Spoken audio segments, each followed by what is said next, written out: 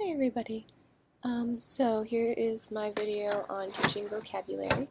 Um, so in my speaking and listening class, I usually introduce the unit vocabulary at the start of each chapter.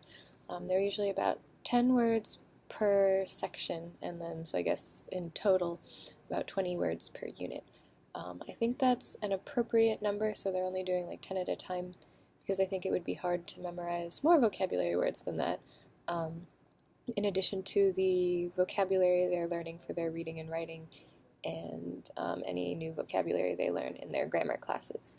Um, they are responsible for the part of speech, the syllable count, and the word stress for each vocabulary word. So I kind of have a pattern that I do now. So many of my vocabulary initial instructions tend to be similar. So the book introduces the vocabulary with a fill-in-the-blank type exercise where they have to kind of infer the meaning using background knowledge and context clues to put the vocabulary words in the right spot.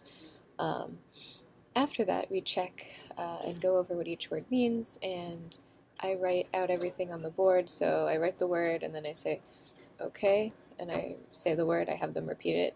I go, how many syllables? And they tell me, and we mark it up on the board. And then I go, okay, so what part of speech is it? And they tell me, and we talk about it. What does it mean? And they ask me some questions. Sometimes, and I'll show them the different word family pieces for the word, um, so they can see. Like this week, we were doing one of the words was a co-op for talking about entrepreneurship, and the co-op was mentioned, a cooperative. So we talked about what that means, and I showed them the word cooperate, cooperation, so they can see the different forms and why they choose to use the word cooperative for this particular meaning. Um, so after we check and go over each word, and for the sentence stress, I say the word and I go, okay, where's the stress? And after I repeat it once or twice, they can usually pick out where the stress is. Um, so then we go down the list, we repeat the words.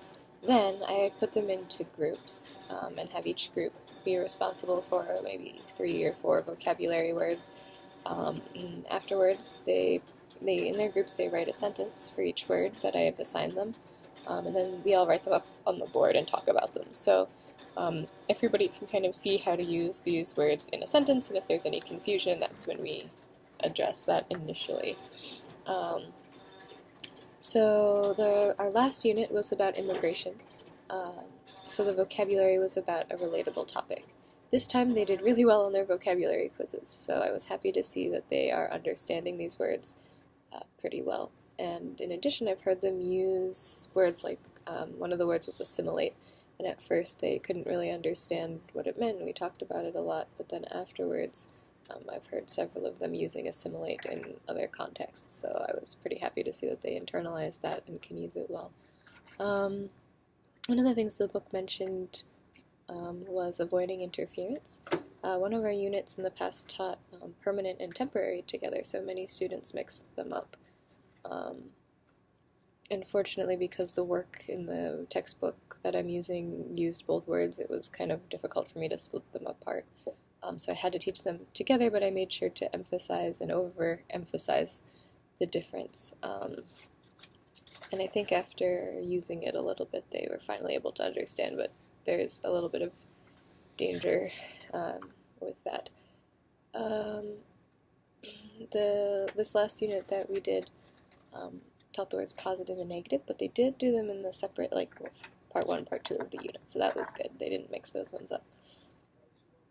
One of the things that I really think is helpful is using audio or video that uses the words.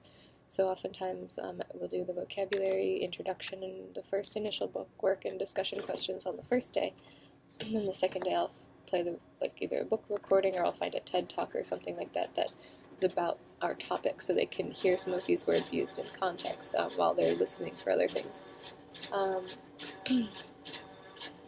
The other thing that I think is really helpful is using them to answer personal or discussion questions. The more students can relate the vocabulary words to their own experiences, the more they internalize it and then can produce it later. I like to include the vocabulary and pronunciation activities, so I often include the vocab words from the unit even if they're not the focus of the pronunciation activity. So I'll just put them in as an example, and then as the students are working on their linking or their reduction, they're forced to use the vocabulary word, so they're seeing it, they're saying it, they're using it in as many ways as I can get them to. So this is, like I said, this is kind of my formula that I've been using so far, and it seems to work pretty well. And I apply this kind of structure to each unit in the textbook that we cover. For their quizzes on vocabulary, they are responsible for, as I said, I give them the word, they have to tell me the syllables, the part of speech, show where the stress is. They have to use the words to complete the sentence, and then write their own sentences using the vocabulary. And as of right now, it seems to work well, but as we go, if I encounter, new vocabulary or teaching or learning strategies, I can definitely, change things around and implement them in addition to what I've been doing so far. So I think that's everything, and thanks.